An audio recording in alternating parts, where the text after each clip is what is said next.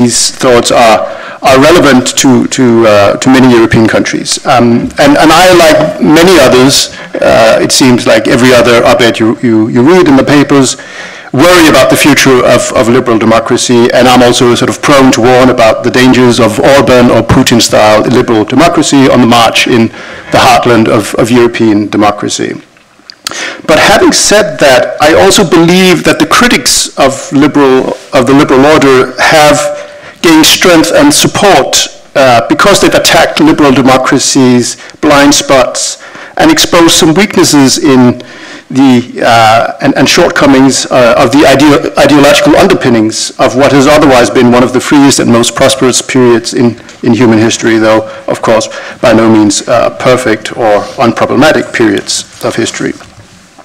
I think mainstream liberalism all too often is blind or actually suppresses the human need for identity and belonging. And this is something that I myself have only recently come to think more about and actually changed my perspective on things on.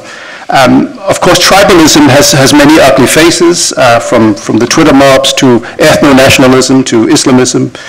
But I think that tribalism is also hardwired into the human brain, and absent some warp speed evolutionary development is likely to remain so for the foreseeable future. So to me, the burning question is, how do we satisfy the need for identity and belonging without succumbing to the threat of subjugating both the individual and the others that are not part of the tribe, that is very inherent in the thick notions of tribalism included in, for instance, ethno-nationalism or Islamism or the likes. So what I want to argue for is a liberal order based on what I'd call benign tribalism or inclusive patriotism. And what the hell does that mean? Well, I'm not sure myself, actually. I do know that it rests on a commitment to fundamental freedoms of all citizens, regardless of ethnicity, race, or religion. It means a firm rejection of ethno-nationalism. But it also means a recognition of the nation-state as the most important locus of common identity for its citizens. It means emphasizing the important function rather than abandoning national symbols, language, traditions, and common history that can bind the citizenry together. And it means insisting on the fundamental nature of some core values as being more important than others.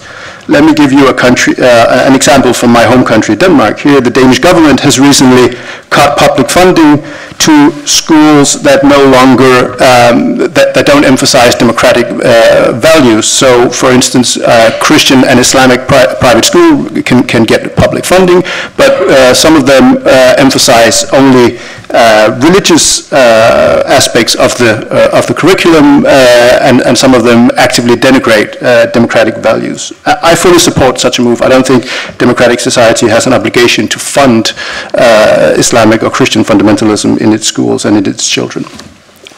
But what about the question of citizenship then? How inclusive and extensive can the national tribe become before group solidarity collapses and the national tribe splinters into smaller tribes with conflicting norms, values, and symbols with potential corrosive effects for freedom, security, and democracy? This is actually the question that worries most Europeans. According to the European Union, 38% of EU citizens rank immigration as their main concern. And I think it's a worry that should be taken seriously. And one way of doing so would be to give nation states primary democratic control of borders, immigration, and citizenship. And in my book, that does not necessarily mean fewer immigrants, nor does it necessarily mean pulling back from the rules-based international cooperation and agreements. I'm not going to go into the whole question, the issue that must not be named in this country.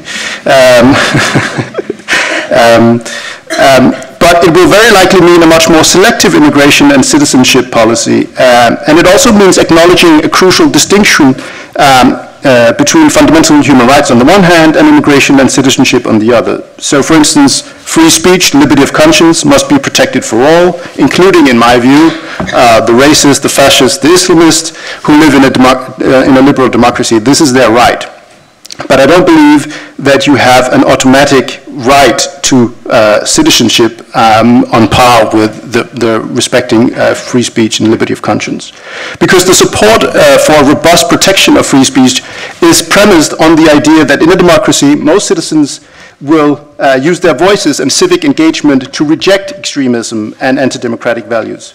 But if the new members of the national tribe fundamentally reject the prevailing basic democratic values, then civil society's ability to counter illiberal tendencies will wither away. Now, this is when it gets interesting, and where in the question segment you'll be able to grill me afterwards, because I don't have a perfect question, and my sketch here is very much imperfect. Now, how do you then determine who is sufficiently committed to democratic values, and how do you even define these values? I think that's a very, very difficult question, and I don't have a perfect answer. Some, in my country, we have a new sort of far-right party who argue for a policy of blanket bans against immigration or granting citizenship to individuals from specific groups. Can you guess which group? I'm strongly opposed to such a policy in which ethnicity, nationality, or religion becomes fate.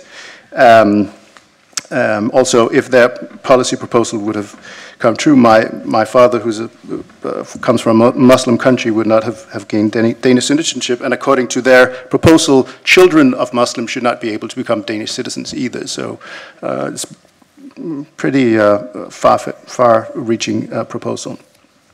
So instead, I think one idea could be to focus on a number of more objective factors that correlate strongly with what the World Values Survey define as secular, rational, as opposed to traditionalist and authoritarian values. This does not mean that you have to be an atheist. It just means that countries whose populations generally lean towards these kinds of values tend to be much more successful when it comes to gender equality, democracy, freedom, education, and so on.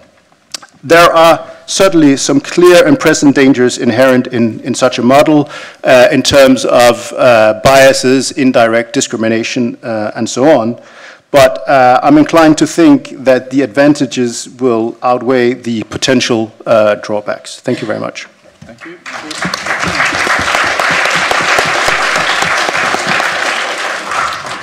Kate. Thanks very much. So I come at this question from two perspectives. One is personal. I'm an American citizen who has spent basically the entirety of my adult life living in the United Kingdom. I've spent nearly a decade in a country in which I am not a citizen and am not granted many of the rights that I would be otherwise if I were a citizen. The other perspective I come at it from is a political one, in which my strong-held belief that a liberalized immigration system is the right one comes at, I think, the forefront of this discussion. The institute that I work for, the Institute of Economic Affairs, does a lot of work around the economic impact of immigration. And while you can always find a stat here, a stat there to get some debate going, overwhelmingly, immigration is a positive, net positive, economic positive to the United Kingdom. That is certainly, without question, true for high-skilled workers, but it's almost always true for low-skilled workers as well. There's very little evidence that immigrants immigrants suppress wages for natives. If there is any evidence of it, it goes away within a few years. Immigrants, on the whole, tend to put more into the tax system than they take out in benefits.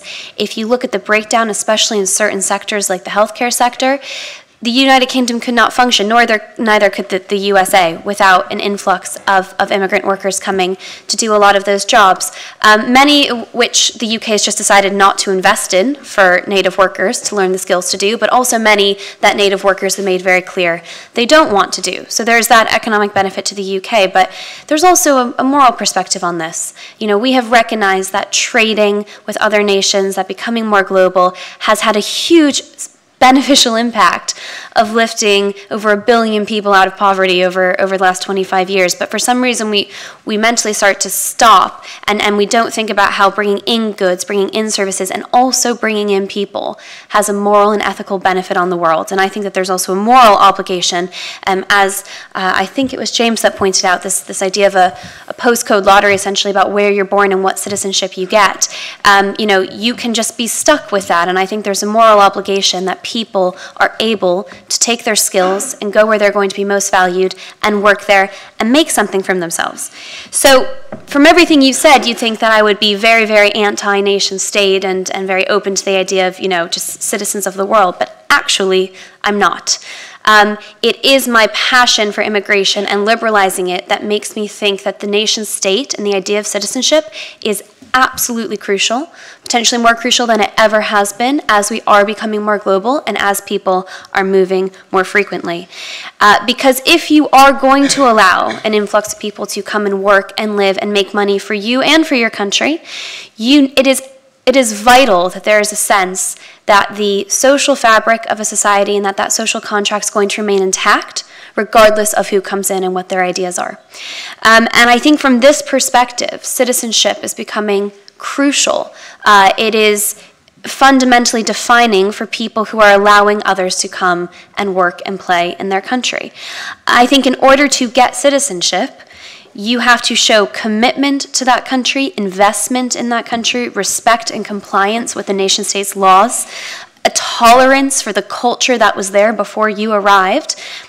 But crucially, and I don't pretend to have the definition of citizenship by any stretch of the imagination, but crucially, I think time is one of the most important factors in the process of one becoming a citizen.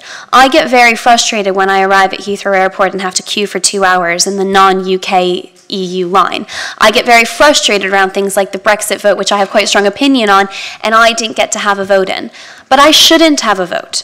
I shouldn't be able to weigh in on that. It is crucial that while I am here and benefiting from being a resident in the UK, that those who actually have the citizenship, that those who have either been born here or have invested more time than I have into this country, have a say over its future, over the democratic process, over its leaders, and over the policies that are actually coming into play.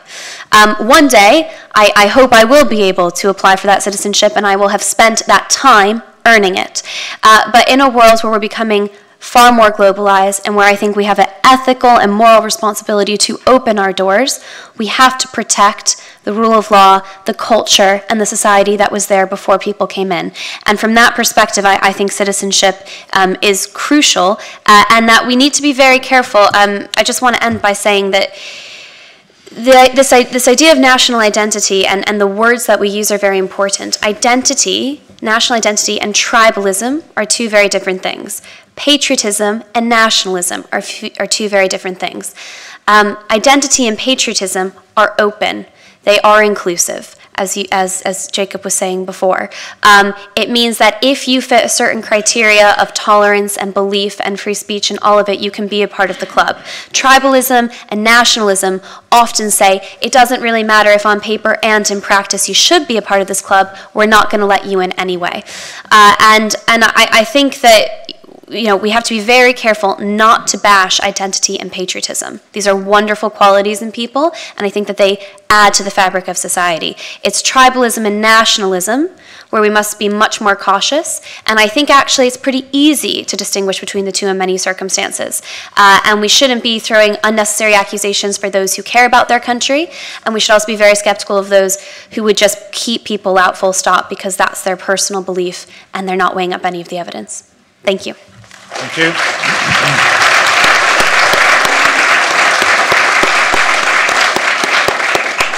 Mihir, over to you. Thank you, Angus. Like Kate, I'll also start with a bit of a personal story. I'm neither a refugee nor an economic migrant. I came here to this country in January 1969 as a student, smuggling £800 in my underwear because in those days India was a poor country, got PL 480, surplus American wheat to survive, and only allowed £2 to get out of the country. You also required a P form from the Reserve Bank. And since I wasn't coming to Oxbridge, but to Loughborough, which the Reserve Bank official, having been to Oxbridge, thought wasn't worth going to, I didn't get any money. But there we are. Shows that the British class system has survived the empire.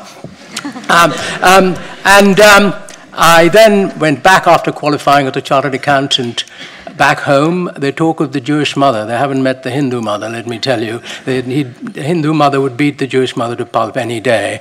I'm the only son, the old Aryan custom, the son must go back. And through this wonderful Indian nepotism, I was made a partner of the biggest accountancy firm in the world because my brother-in-law was a partner. It's the only job I ever got in India through nepotism. It's what Indians called pull. Anyway, I wanted to be a writer. My heroes were James Cameron and Neville Cardus and V.S. Naipaul. I haven't written a single word to match with them.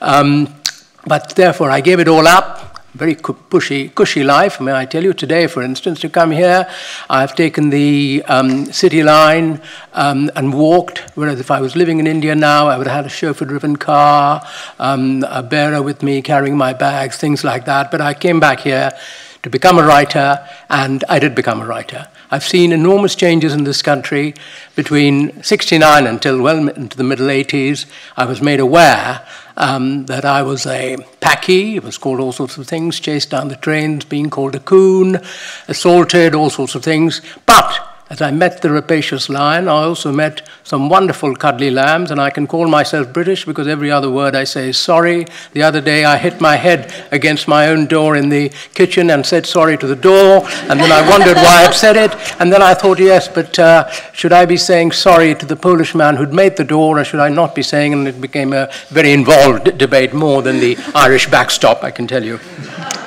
Anyway, citizenship, what does it mean?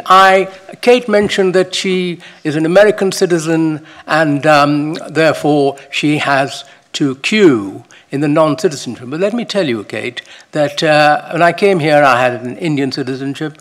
I acquired a British citizenship largely because my job as journalism meant going various places, and it got very tiresome to have to queue for 2 days at the French embassy to get a visa just to go for a day and a half to France. But of course, the Indians don't allow dual nationality, so I gave up my Indian passport. And I regret it now to this extent, that when I come back to this country, I find that the British queue is longer than the non-British queue because I'm queuing behind a Swiss guy. You know, I don't know if he is a Sepp Blatter. I hope he's not all the time. But anyway, some of you who follow football will know Sepp Blatter. He's an old friend of mine. I put that in inverted commas. Actually, I find the non-UK queue is quicker. So I wished I could have retained my Indian passport. I would have, got through quicker. But anyway, it's very interesting mentioning what is the citizenship, because this country's problem with citizenship is so confused. I don't know if you know, but 73 citizens of countries that are citizens of 73 countries who are not citizens of this country can vote in the elections, because that is a legacy of empire. So as long as even when I had my Indian passport, from the moment I arrived, I could vote here. And it's very interesting. Nobody in this country wants to tackle it. I raised this question with Nigel Farage, that well-known man of citizenship, and a Crystal Palace supporter for some reason. But anyway, that's a different matter. I've raised this matter with Michael Gove, who's supposed to be the greatest intellectual we've ever seen, and they just don't want to discuss it. And yet, Nigel Farage, during the EU debate, raised the point that the people of the EU in this country shouldn't vote. Yet, the voting system in this country meant that citizens of Malta, Cyprus, and Ireland all voted very legitimately because they had once the benefit of being civilized by the British. But though none of those countries actually learned how to cover drive well, which I always consider the greatest defining moment of British civilization. Now, I wasn't civilized enough because I couldn't cover drive well, but anyway, Sachin Tendulkar knows how to cover drive, so, so some people in India did get civilized. But anyway, the point is, this shows the sort of confusion that we have, a confusion of legacy of the empire that the British have, and the failure, in my opinion, to come to terms with it, not to have guilt about it. And let me talk briefly about empire. We talk about, what the empire did, it's the old Monty Python sketch, what did the Romans do? And this always comes up. The other day I was reading an article in the Times legal page, which I don't normally read, David Panic, who was talking about a judgment given by the Indian Supreme Court, where he went on about the wonderful system the British had left behind in India. But the point about this is the empire seems to, the whole thing about empire seems to revolve around two G's, gratitude and guilt. And what I want to propose is that we call a moratorium on it. People like me who are descendants of the conquered will no longer ask the descendants of the conqueror to feel guilt for what their ancestors did. And the people who are descendants of the conquerors will no longer ask people who are descendants of the conquered like me to feel gratitude for what their ancestors did. Maybe we can have a score draw here and draw the line there and move on from that. Not that one shouldn't look at history in its own whole, we should look at history as a whole. And you know, I have seen in this country, when I came in '69, Enoch Powell had just said that people like me, who were called colored migrants, should be sent home. And in fact, I was at Loughborough within a week of arriving. A nice old lady came up to me and said, you obviously are very well educated in this country. I hope you'll go back to India to improve its poverty and lift it up. And of course, a few weeks later, I was elected president of the Students' Union, and I'm not bragging, because one of the people who voted for me, a woman, said that he has a face which looks he won't steal the Student Union funds. You know, well, you can have a judgment on that face of mine. Actually, the Student Union funds were not all that great, and not worth stealing, actually. I don't think there was much in the petty cash.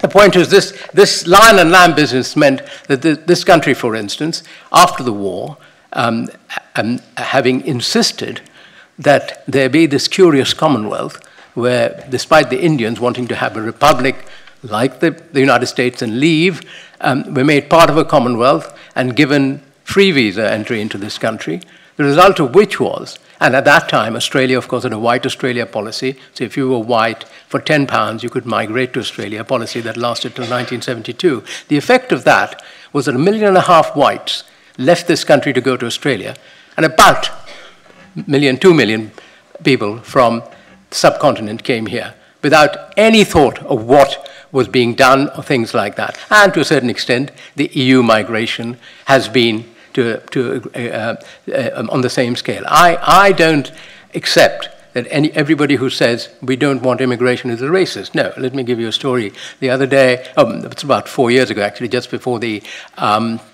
referendum was called, I happened to be in Yorkshire with my wife. My wife, who's English, white English, always feels that I'm too much of a townie. My favorite place to live in, which I once had a flat, would be next to Lord's at St. John's Wood. So, you know, but she thinks she's really English in the country and so on. And we went for a walk in Yorkshire, got lost, and this farmer rescued us, and we got discussing about farming, and he said, I got to get a lot of EU subsidies. And then I said, how would you vote in a referendum? And he said, I would vote to leave. And I said, why? And he said, I want to stop immigration. There are too many people here. Then looking at me, he said, you're from Sri Lanka, and I want my country back. It's a very interesting thing to say, because as somebody who reports sports, I've often heard football supporters saying they want their club back. They don't actually specify which club they want or what period of the club they want, you know, with that one brief shining moment when they got to the semi-final of the FA Cup, or some other moment they want, you know. I certainly don't want the country to go back to the 60s or 70s or 80s when I walked the streets of London in fear. But, you know, that needs to be, this country needs to have a proper debate. And at the moment, we have got into a stage where we are being very confused, which is illustrated. I've been told I've only got a minute, which is probably half a minute, so I shouldn't run over my time. It's the confusion that is shown in two films that have been recently released, Dunkirk and The Darkest Hour. Now, Dunkirk, great celebration of British escape and so on. You know, the British always like to celebrate their defeats, not their victories for some reason. That's a great British trait, apart from saying sorry, you know. But in Dunkirk, for instance, there are no non-whites. Now, I'm not saying there should be, but this actually ignores the history that the Dunkirk withdrawal was made possible by the Indian soldiers who were fighting there. So if you're going to make a film in this world to express things, you should have that. Yet, in The Darkest Hour, what do we find? Winston Churchill getting into a tube and talking to a black man. This is ridiculous. Churchill was many things. He hated the Hindus, called them a foul people. He had many great qualities, but that was something that would not happen. And what was the makers of the film trying to do? And the worst part is Agatha Christie's, Agatha Christie's Orient Express. What happens? There's a black character there. And actually, Agatha Christie has a very, very good non-English character called Hercule Poirot, who, as we all know, is a Belgian. The best detective, better than anybody in Scotland Yard. Thank you.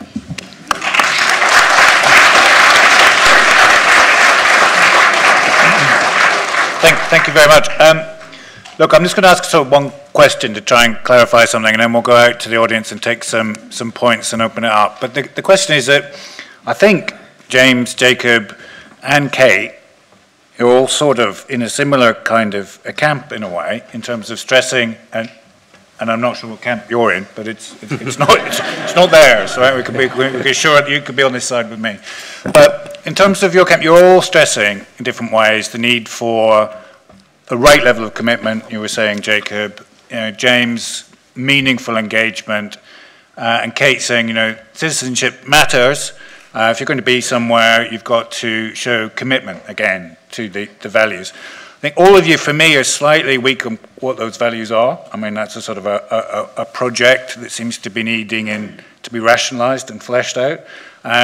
James, you mentioned commitment to secularism, free speech, rule of law, which is great, but I think it's kind of a minimum level of commitment. If you're not going to commit to that, don't turn up. And I'm not sure it really is fleshing out the idea of what it is to be a citizen, what it means to be an active engagement. And the reason I bring this up is that I'm worrying that you might be dodging half the question, right? So the quote that Jim was referring to, maybe from the blurb, says, what does citizenship mean if it's detached from any special rights and duties? I think all in your different ways you're answering that bit. It should be related to special rights and duties. The second part asked, what does it mean if it's divorced from place? And I think you've all kind of given some lip service to that idea. It's an accident of birth, it's a postcode lottery, you said, Kate. Does it matter so little where you're born? Because to flesh that out, you're born in a place, you grow up in that place, you're born also to parents, into a context of a family, which bring you up in certain ways. And, at certain ages growing up, you're very dismissive of your parents and what they stand for, but it does matter as well. There's a sentiment and an active engagement. It's something that matters there as well. So is it right to just dismiss the place side of the question so easily for the sort of grown-up citizenship? What are your values? In any particular order, come back on that, and then I'll bring you in, Mihir. Shall I then? I mean, I think the place bit is important in the sense that is where you're born and the community that you're born into. And if that place then speaks of nationhood, then that's also important, because my understanding of what that would mean is that you're born into a system of shared historical processes of identity formation and shared values and a shared set of institutions that are built up. So I think, of course, that's hugely important in the sense that we don't just shape the future, we actually inherit the past of the place that we live. And so being born into that place is hugely important. I think the point is that, unlike the kind of 19th century in which Mill is writing when he imagines that nationhood is or national identity is the exclusive condition of us being able to work together, I don't think we live in that world of people being stuck in one place for so long anymore necessarily. And that's perhaps why I'd be resistant to say being born in Britain is the condition of being British, because I don't think it is. I think it's entirely plausible that people come from other countries and become British, that they become citizens of the United Kingdom, that they buy into and buy into the shaping of those values and principles. That to me makes perfect sense. I think the important bit is that we're engaging in a process of deciding what those values mean for us in the lives that we live. And I guess one thing that you can see going on in Britain, which speaks back to the earlier debate we were having earlier on this morning about identity, politics and diversity, is the extent to which there isn't a very clear sense, I think, culturally, and there's a very unclear sense institutionally and at the level of politics and government of exactly what it means to be British. So I think there's a sense in which there's a project of developing that is needed, and that's actually the project of citizens who share this space and place. Jacob? Yeah, you said that sort of the values of free speech and secularism and so on are sort of a low level. But I think they're actually fundamental. So obviously the question in Europe this is one of the burning questions in Europe. So, for instance, if you take second generation immigrants, which is a bit of a dirty word, but their attitudes in Denmark, a larger portion of those than their parents support religious laws over secular and democratic laws. So even if you think that's a low threshold, that's a pretty fundamental question. They're born and raised in one of the most secular, liberal countries in the world, with a generous welfare system and everything. And yet, if you ask them, a worrying level of them actually prefer a country that was ruled by religious doctrine. That is a good example, though. I mean, what people have written about this, that second generation seemed to suffer from not being at home anywhere, right? So they weren't born into the country that they're now living in, but neither can they go back to the past. They're not welcome when they go back to Pakistan either. So they're suffering, are they not, from that lack of a place to belong?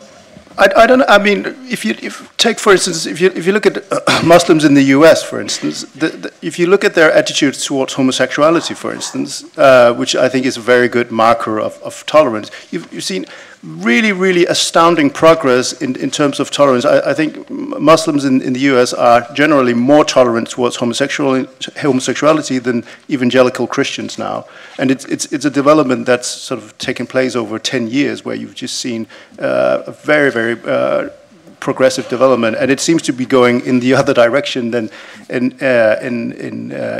some European countries. I'm not going to say all. So there seems to be different dynamics in play, and for sure it can be difficult if you live in a country like Denmark, where most people don't look like you, where they're not used to immigration, where some people look down on you, and so on. But from sort of feeling alienated, feeling discriminated against, feeling looked down upon, and then choosing religious fundamentalism, which is, I think that there's a huge leap in that. So I don't think it's the floor. It might be a low level, but that's where we are. All right, thank you, Kate. Your thoughts? Well, I definitely wasn't trying to imply that where you're born doesn't matter very much. I think it matters greatly. And I think that the opportunities that you will be presented with, especially if you're, say, a woman or a minority of some sort, are going to just vary so dramatically if you're born in one country or another, which is why I go back to the point that there's a moral responsibility to help those who aren't born in the place that's right for their skill sets to be best amplified and pursued, to be able to go elsewhere and do it. So I think that matters very much. I'm not even going to try to unpack, in a minute's answer what it means to be British. But to be a British citizen, I think, comes with certain levels of rights, i.e. being able to vote, that are very easy to define. And I think in order to get that, regardless of who you are, where you come from, there are certain boxes that I do find pretty easy to define that you need to tick. And I go back to this word time, because if you have been in a country for a long period of time, you will naturally have ticked a lot of those boxes. You will have contributed to the tax system. You will have invested into the country. You will have created wealth. You will have invested in the community. That can be true in an awful lot of countries. It doesn't help us get to the British part, right? Well, as I said, I'm not even going to try to unpack what it means to be British in 1 minute. Okay, let's take Brexit as an example. What is the British position on Brexit? Okay? 52 versus 48. Someone tell me what the British position on Brexit is. I can't tell you what it is, but I can tell you that as a British citizen, you are allowed to vote in that referendum. And that matters very, very much. So for me, this isn't so much about specifically what you have to become in order to be British. It's the time that you have to put in and certain rules you have to follow, i.e. tolerance. And even if you don't dress the way that natives dress, being tolerant of how they do. Even if you don't worship the same God as the way that natives do, you're tolerant of the fact that they do. These are things that, to me, are a very clear pathway to citizenship, and that has to be fought for, and that has to take time. And in the meantime, let's try to create a liberal society where at least people can coexist together to make it as prosperous as possible. Okay, very quick thoughts, Mihir, and then we'll go out to the audience. Well, if you're a citizen of a country, you observe the laws of the country. I think we need to define citizenship and culture. I consider myself a man of two cultures. I was born in India and exposed a lot to British influence, but I was born in India, and there is still a lot of Indian culture in me. On Monday, there's something called Durga Puja starting here. None of you would probably know what it is. It's a great Hindu festival, and though I'm not religious, I don't believe on Mount Kailash there's a perfect batting wicket where I'll finally score the 100 I didn't score here on earth. But nevertheless, the Hindus provide the best cuisine after prayers. Let me tell you, it's not so much a religion as a buffet place, really. But the point is, you can be a man of two cultures, as Amartya Sen said, but you've got to be a citizen of this country. So if this country was attacked, I would certainly defend it, even if it was attacked by India. But when India play England in cricket, I'm very happy to support India, because that's the cricket team I saw from the age of 5, and why should I renounce it? Just as I would never renounce Tottenham Hotspur. I told my wife, you can divorce a woman, but you cannot divorce your football club. So, you know, and that's a very simple matter. And I'm sorry Kate keeps saying that you have to be a citizen of this country to vote. No, there are 73 countries where you can be a citizen of and still vote in this country. So that is part of the confusion. No, but that is partly because, Kate, your ancestors left this country after the, after George Washington defeated Cornwallis. Had they stayed here, the United States would still be, allowed to vote. So that's a different historical point. You're dealing with a... We can come back. Right. But I think technicality, that's not the point. We should define nationality properly, and we should be clear of culture. And the other thing that hasn't been defined so far is secularism. People keep talking about secularism. This country's secularism is different to the secularism of the country I was born in, India or in France. For instance, the Queen is the head of the church. You go to any hotel and open a drawer, and what do you find? The Bible. You don't find the Quran. Not that I would want to find the Quran or the Bhagavad Gita or anything like that. The point is, that is what it is. We need to be more precise when we talk about these things, not just throw out words like secularism and so on. Okay, right. We've got 16 minutes left, so I'm going to go over to the audience, and I'm only going to bring the panelists back in right at the very end. Right, so the lady down here, why don't you start, and can we have another microphone up on the back left for whoever's there?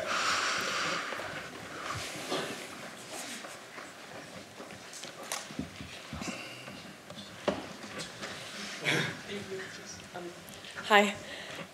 I'd like to ask your opinion on and draw your attention to the idea of internationality as a national identity, specifically in regards to Luxembourg, the country I am currently an immigrant in and soon to be a citizen in, hopefully. So in Luxembourg, only 25% of the people who are citizens are neither first nor second generation immigrants. And then another third of the workforce commute into the country every day. And being this international is the most significant part of the Luxembourgish national identity. At least that's been my experience being there. And I think that leads me to the question, do you think the threshold of citizenship should depend on the country's culture, or do you think you can define citizenship for all countries? In Luxembourg, you need to be a citizen, you need to live there for 5 years, and you need to pass a very low bar language test. So that's quite different to, for example, becoming an American citizen. All right, great, thank you. We've got gentleman there with the mic. I can't see. A lady, mic, actually, sorry. but hey, never mind. Gender My eyes are time, going, my eyes are dim.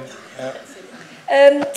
Kate, I was in your formulation, we need to defend the rule of law and culture, and I wouldn't disagree with that, but if you're talking about defending something, to me it suggests that those things need protecting, that they're weak, and there's something confused about them, as I think James described them as, or yourself, I'm not sure, but I think we'd agree that no one really knows what British values or British culture is, but I was wondering where you would put the balance on that, because quite often in public discourse that confusion is acknowledged, but it tends to be linked with objective or sociological changes, immigration numbers or some kind of statistical evidence.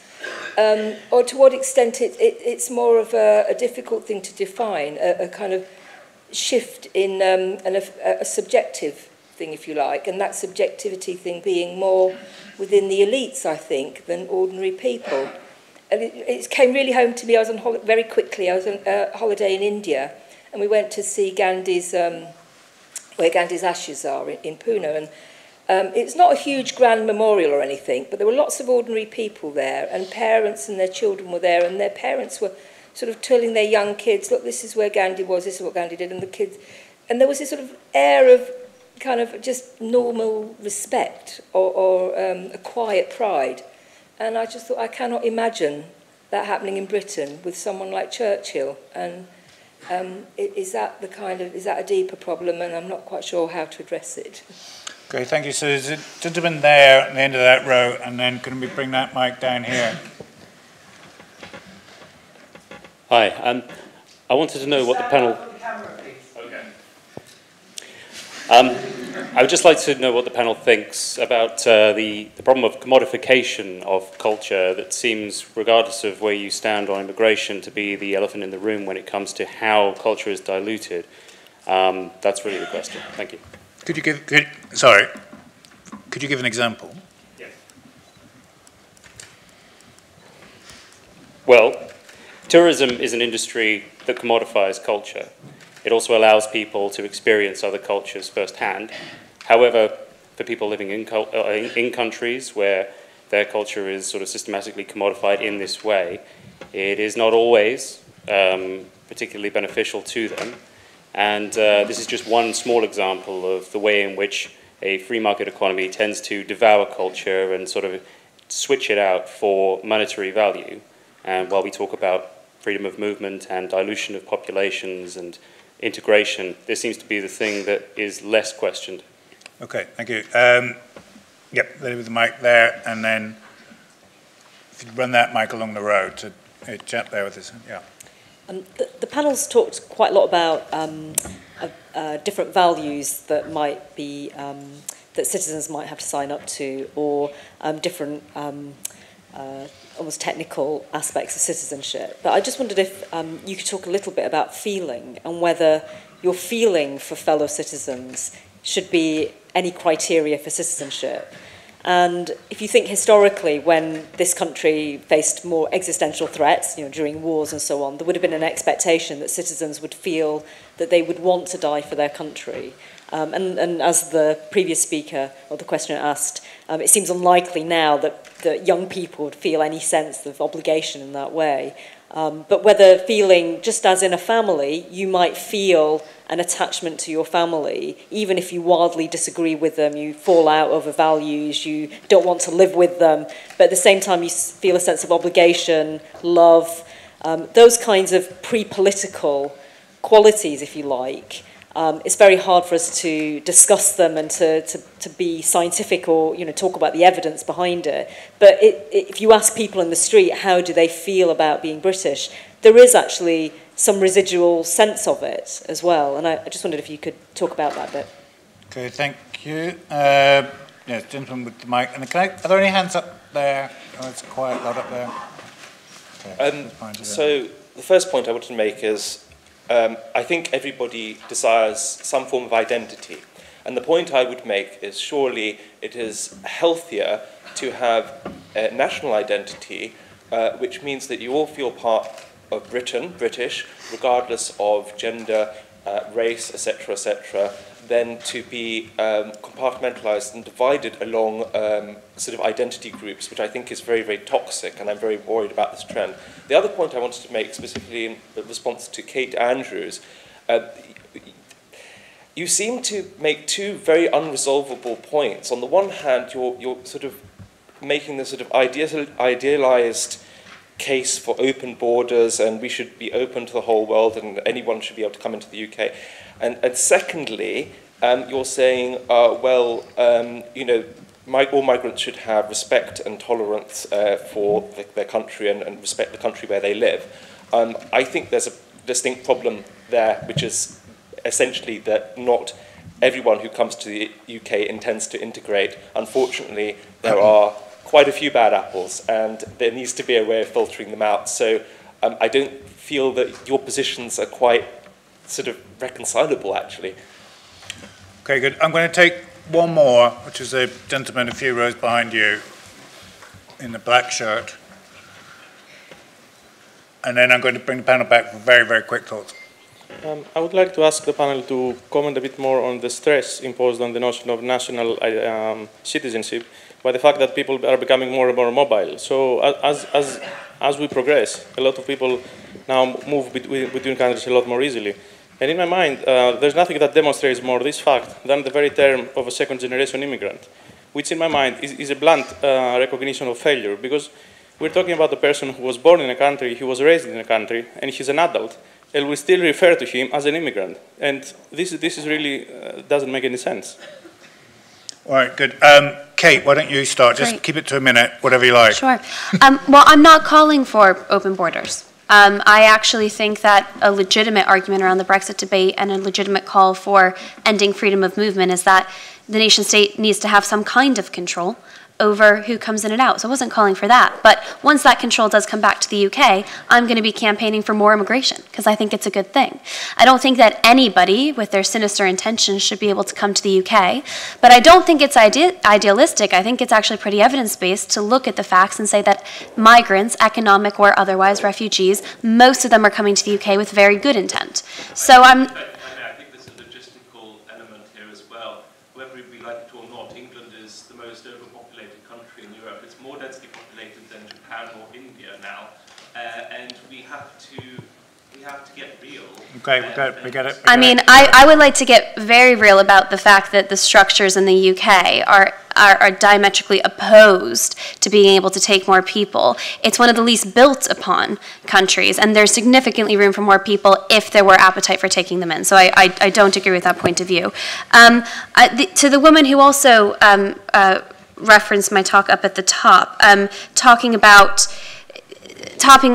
this idea of whether or not we can actually define what we're trying to put into these terms of British, this idea that people don't feel the same way about a Winston Churchill statue than they might about Gandhi. I mean, again, I don't think that any of us, looking at this room right now and looking at the extremely different people with different access and different clothing who have come, probably from all different parts of the UK, I don't think it's fair to ask us to define what it is to be British to then decide who deserves citizenship. I think that's basically nearly impossible. Okay, no, leave it there. Okay. Though I'm not convinced that a Battle of Ideas audience is absolutely representative of Britain as a whole. But Mihir, one minute, I think it's pretty any good. topic you like, and then I'll bring you in, Jacob. Well, citizenship in this country should be to accept what is, I think, the fundamental value of being British, which is a sense of fairness. People talk of tolerance now. India, the land I was born in, can be very tolerant, but it doesn't have the British sense of fairness. Now, I know sometimes the British sense of fairness means a committee is appointed and takes 6 years to report, but nevertheless, the British do look at things, and the British have this moral sense. I mean, the moral sense of high ground can become a bit absurd, as during the Second World War, they faced a man called the Fakir of Ippi on the northwest frontier, the greatest rebel the British faced there. They always had to curb him. He didn't see the British as civilizing. He thought they were coming into his country. Anyway, and in order to deal with him, the British machine gunned villages from the air. But before they did that, and this is the high British sense of morality, they would drop leaflets, a bit like red and yellow cards in football. And the Fakir of Ippi had told his followers that I can turn British bombs into paper. So the moment these leaflets came on, it only enhanced the Fakir's prestige. So there was British sense of morality, making a religious man of a non-religious person. Now, the British can take it to extremes, but the British have a sense of fairness, a sense of fair play, and I think that is what distinguishes them. But they have had a lot of confusion about immigration. I don't believe in open immigration. No, I think there should be borders. But at the same time, I do believe that when people come here, they should learn English. And when I go to the GP, I shouldn't be able to touch the screen and be told that there are about 10 different languages I can choose from, including Somali and so on. It should all be English. Leave it there. Jacob? Yes. I particularly back on the D-Link. Yeah. That was what I was going to do. I particularly like that. I think that's very important. I don't know that you can sort of objectify it and legislate for it. Maybe Silicon Valley can create an algorithm that sort of reliably measures your feelings towards your fellow citizens. But I think ultimately this is a hugely important part of citizenship, that you feel that spontaneous solidarity towards your fellow citizens, and that does not mean loathing those who are not British, but there's a certain bond of solidarity there, and maybe you don't want to die for your country, but you want to die for your fellow citizens if the Spanish should invade again, or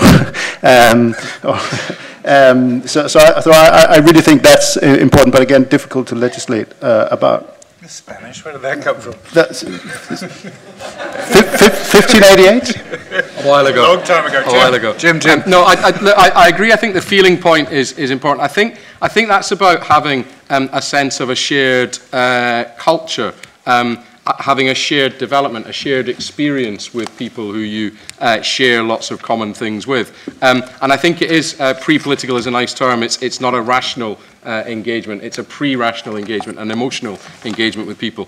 I think what's interesting when we look at the question of British national identity and within the context of Brexit is the extent to which you see that you have a peculiar kind of British elite who entirely disavow and reject that notion of people who live together in shared communities who might have concerns about the dilution of the identity within those communities because they have concerns about immigration. And the kind of disavowal of that is that these people are clearly xenophobes and racist, and don't they know that actually in Britain we're all about tolerance and fairness. And then the counterposition that you have to that, which is an entirely feelingless but also meaningless account of what it is to be a citizen, which is freedom of movement everywhere. And I like freedom of movement, but I want people to make decisions about it. But it's about that idea of an international citizenship where you jet set around the world and you have no sense of location to place or to the people that you grow up with. So I think that is hugely important. But I think in Britain,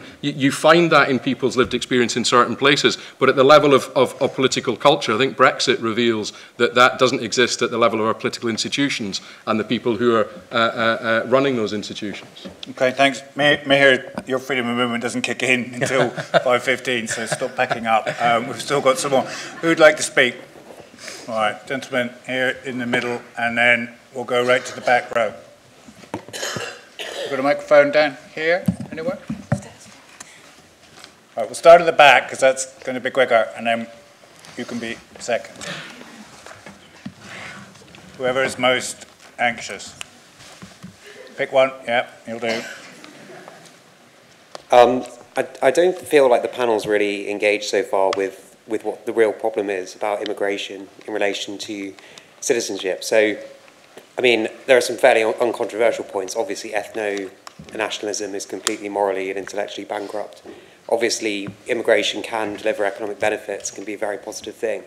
But as far as I can see, the way in which immigration could be problematic is where you have very large numbers of people arriving too quickly to be effectively integrated into society, which is what Britain has experienced over the last kind of 30, 40 years or so. It's a relatively new phenomenon in our history.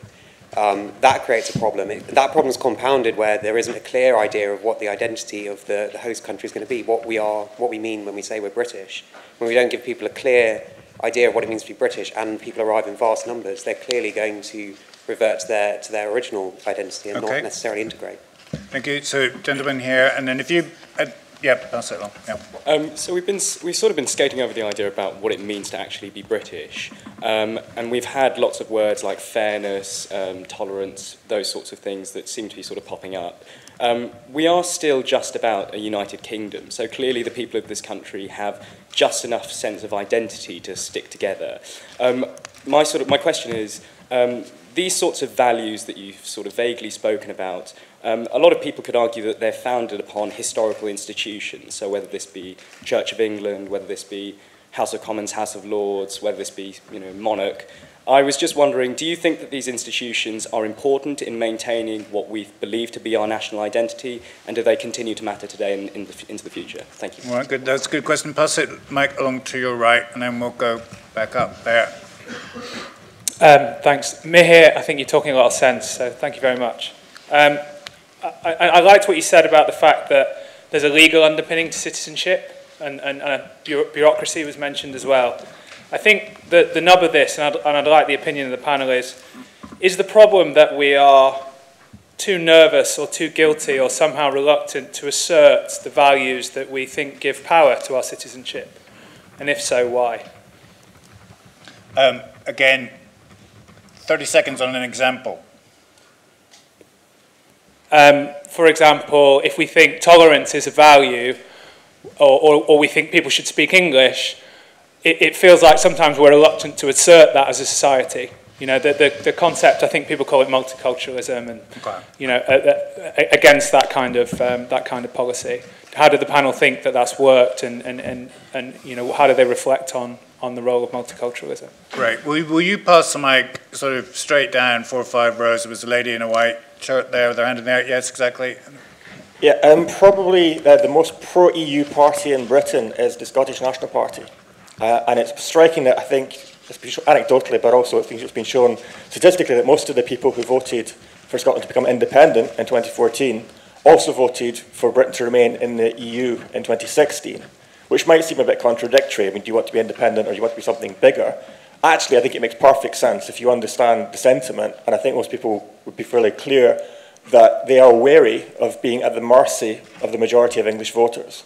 Because rightly or wrong, a lot of Scottish people think that English voters have different values and are always going to vote for a party that they won't like. And actually there's a long tradition historically of minorities being a bit wary of national democracy and preferring to be something a bit bigger that will restrain the majority. But in the case of Britain, that's quite new. You know, the SNP was marginal until very recently. And so for most of the past century, most Scottish people voted Labour or Tory, as it happens, and felt that they were part of that kind of UK-wide movement. And that's changed. That seems to have collapsed.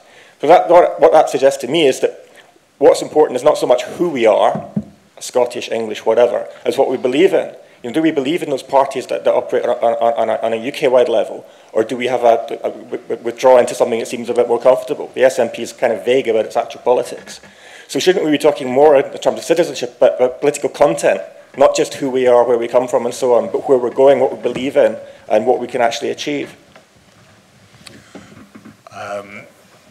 Yes, with the green mic and see any kind of desperation. So the red one, let's run it over there. Yep, and then, no, one forward. Yep, that lady, and then we'll go up. Hi, you guys have talked about citizenship a lot, but not so much national identity. And I feel like personally, because I've never lived in a country for more than 3 years at a time, and I'm a citizen of Singapore, but I don't really feel a sense of national identity to any real country. And I've noticed a lot with like people of my generation, those who move around a lot because of this whole freedom of movement thing, we don't really feel a sense of national identity anywhere. So do you think like it's diminished now from past generations, or? Yep. Okay. So in front here, and that mic, just run it down to the middle. There's a gentleman there in a blue shirt this time. Yeah, hi. You used to some extent the concepts of national identity and citizenship in context of Britain interchangeably, because they do to some extent mean the same thing in this context.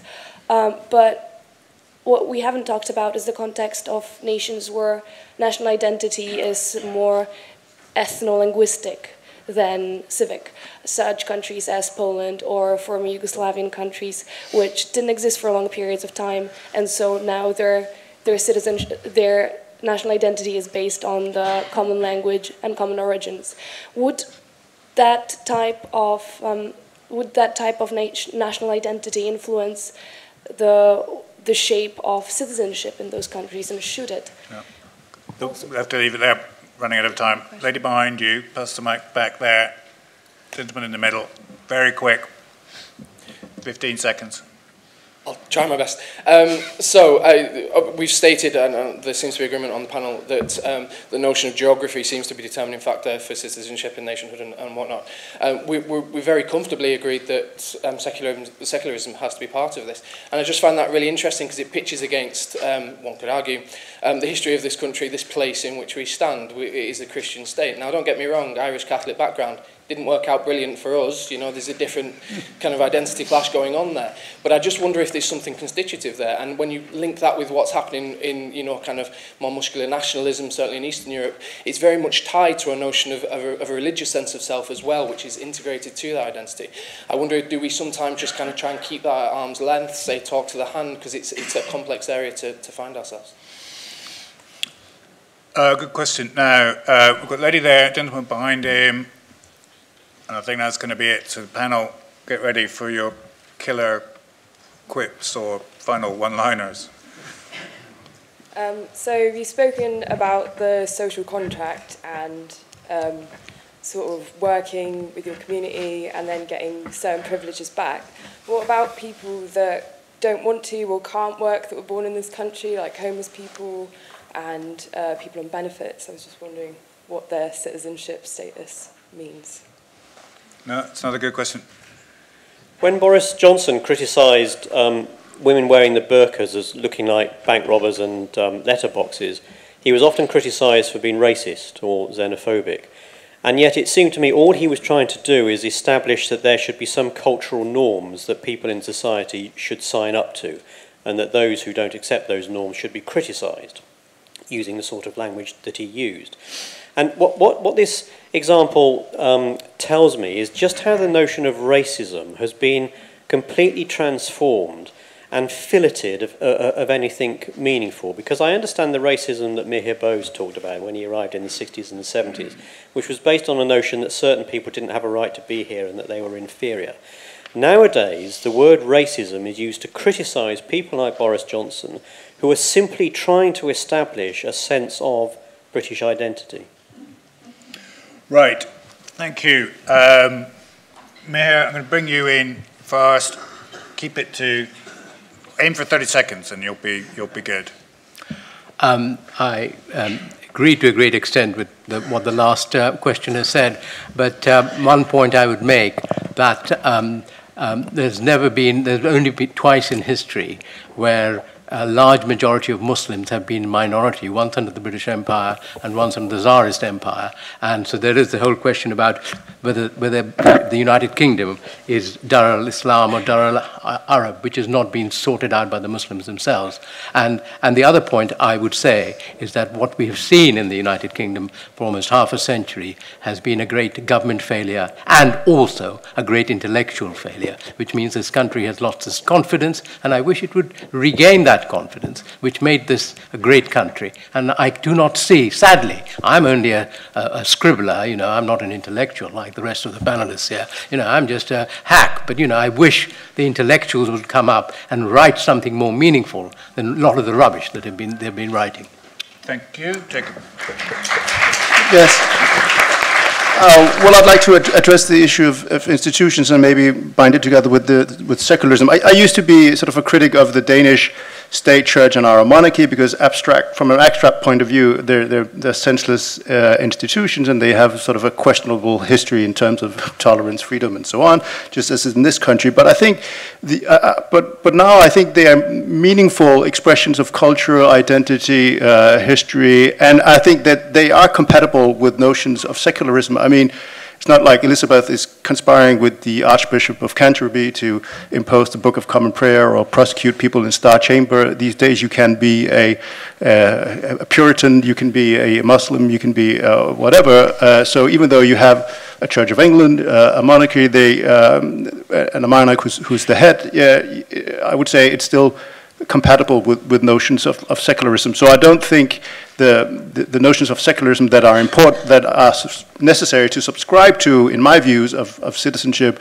have to be sort of radical French version of it, where you have to kill your monarchs and raise the church. Fantastic, thank you.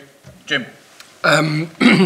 Lots of great points. I'm not going to talk to all of them. I suppose I think I'm going to say, I think there's been a kind of top-down dismantling of Britishness and what it means to be British over a number of years. And I think the institutionalization of multiculturalism, I think incredibly high levels of immigration, combined with that multiculturalism, both of which have been off the political agenda and out with the realm of democratic debate and discussion, has been a large part of that. So I think there is certainly, as part of that, also a nervousness about asserting what it is to be British, a nervousness about any sense of values, and a nervousness about what British history brings. And I think we should probably just be entirely chilled out and relaxed about that, because actually I think the point that was raised about the importance being what we actually find as common sets of beliefs and where we want to take them in the future is actually the fundamental thing in this discussion.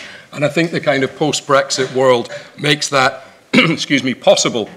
I think it's a bit of a shame that that's not quite happening at the level of negotiations over Brexit. But I think actually that's what the Brexit decision invites us to engage in as a very exciting possibility of shaping a future of shared common identity and citizenship in Britain. Thank you, Jim. Okay.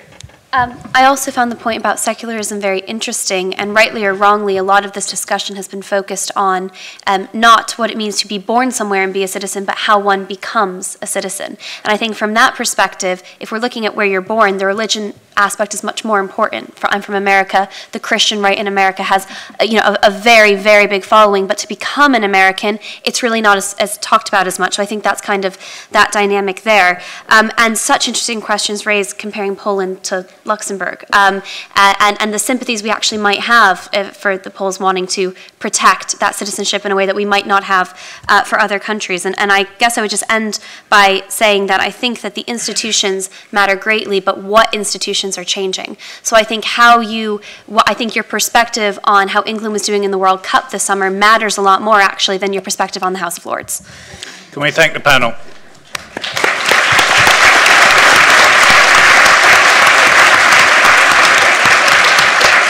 Right, one quick announcement. Mihir Bose is doing a book signing now in the bookshop on the mezzanine level, Lion and the Lamb. Thank you all very much. Thank you. Sorry, I hope I didn't bore you. No, it was great.